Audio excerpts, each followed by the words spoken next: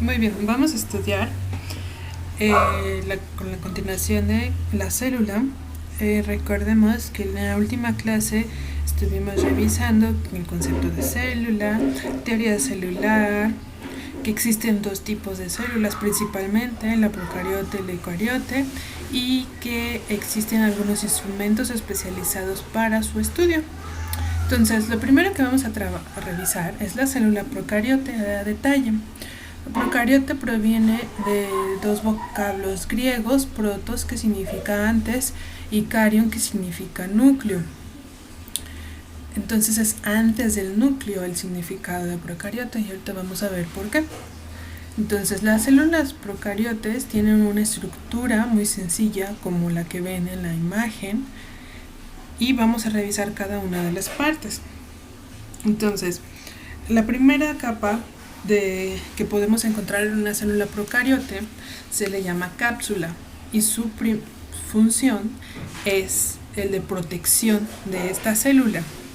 La segunda capa es la pared celular, que es la que le da forma a la célula procariote, y hay diferentes formas de estas células. La siguiente capa es la membrana celular. Esta membrana está formada por dos capas de lípidos y muchas proteínas que permiten el intercambio de proteínas, enzimas y algunas toxinas del interior de la célula al exterior o del exterior al interior, ¿sí? Pero suelen ser muy selectiva la membrana celular. También pueden ver en nuestro dibujo que unos dibujitos como pelitos que salen de la pared celular, pero esos no son pelitos, se les llama pilis o fimbrias, que su principal función es la del movimiento de esta célula procariote. Las células procariotes pueden tener muchos o ningunos pilis. Otra apéndice que pueden observar es el flagelo bacteriano. Este flagelo se origina en la membrana y también su función es la del movimiento. Está formado por proteínas diferentes a lo de los pilis. Suele ser más largo que los pilis, y las células procariotes pueden tener uno, dos o más flagelos o ninguno. En el interior de nuestra célula está el citoplasma, que está delimitado por la membrana. Este citoplasma es un coloide, es decir, como una especie de gelatina formado de agua, de iones y algunas proteínas, principalmente, que su función es la de mantener el nucleoide que está ahí en el citoplasma. El nucleoide se le llama así a la región donde se encuentra distribuido el ADN. El ADN no está encerrado en un organelo específico, sino está ahí inmerso en el citoplasma. Pero hay fracciones de ADN dentro de la célula procariota, ¿sí? Que no está unido al nucleoide, y se le conoce como plásmidos, pero también es un ADN funcional. La serie de puntitos que ven ahí en el citoplasma se llaman ribosomas, y los ribosomas se encargan de la síntesis de proteínas. Después, en temas futuros, vamos a ver síntesis de proteínas. Las tres imágenes de su derecha son fotografías de microscopio de diferentes tipos de bacterias. Pueden ver que en algunas el centro es más claro que el resto de la célula. Esa región más clara es el nucleoide, es la región del ADN. Pueden ver que en la fotografía del medio, esa célula procariote tiene fimbrias y tiene dos flagelos, pero las otras células, la que está arriba y abajo, no tienen ni fimbrias ni flagelos. Entonces, el tamaño de nuestras células procariotes puede ir desde los 0.2 hasta los 10 micrómetros. micrómetros. Y recordemos que un micrómetro es igual a 1.000.000 de veces más pequeño que un milímetro.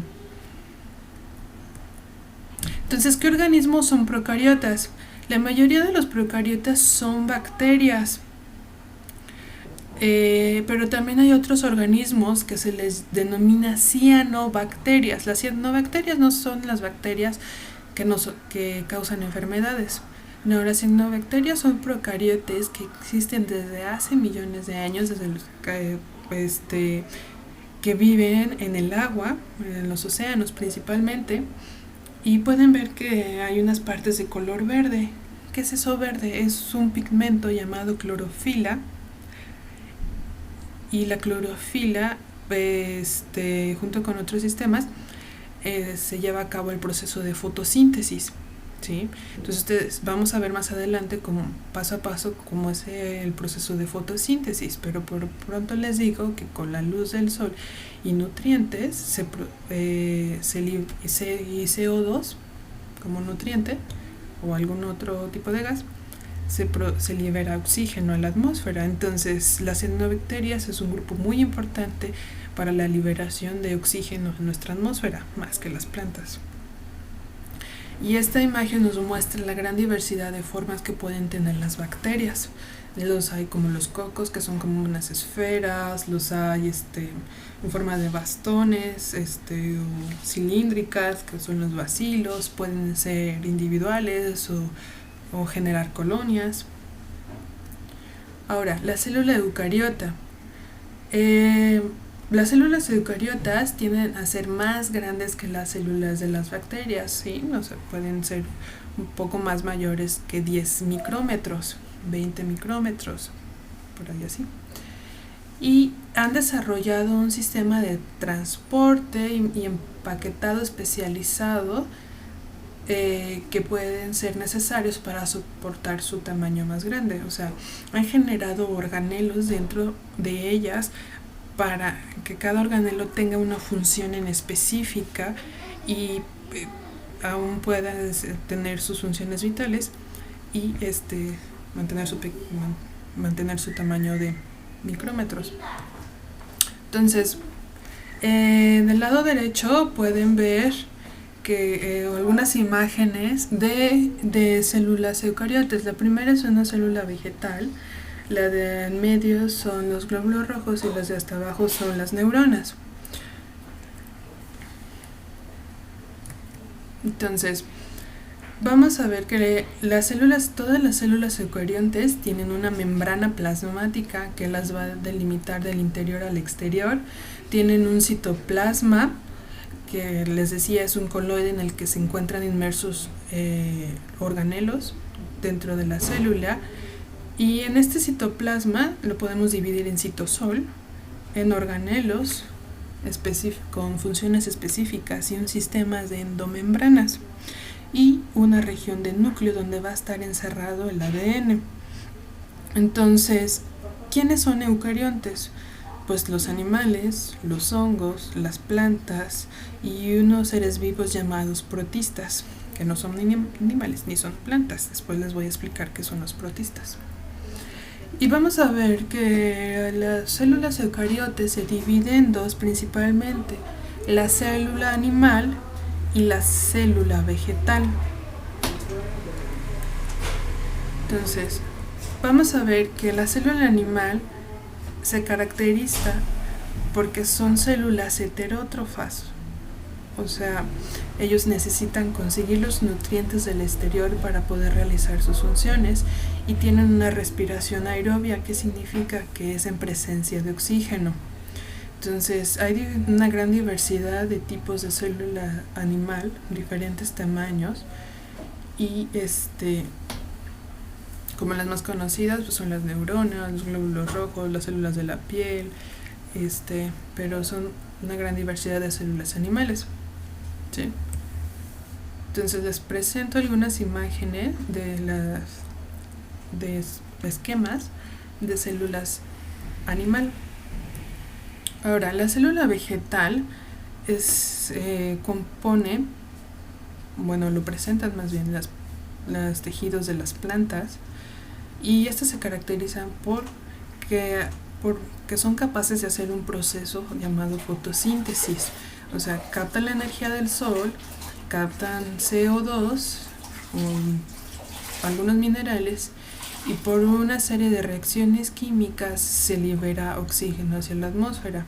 Les digo que la fotosíntesis la veremos más adelante en clase, ¿sí?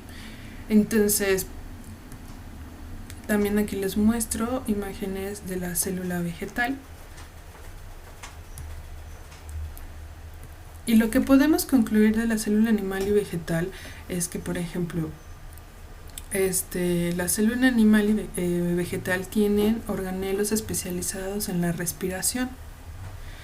Tienen membrana plasmática, tienen la región del núcleo donde se encuentra encerrado el ADN, tienen ribosomas para la síntesis de proteínas, y también retículo endoplasmático que apoya la síntesis de proteínas y transporte. Pero vamos a ver, pero la diferencia entre célula animal y vegetal es que la célula animal no tiene unos organelos llamados cloroplastos, que es donde se lleva a cabo la fotosíntesis, y la célula vegetal tiene una pared celular que no le tiene la célula animal. La célula vegetal tiene forma más simétrica y tiene almidón, la célula vegetal, como de reserva guardado dentro de ella en unos organelos llamados vacuolas, que la célula animal no tiene.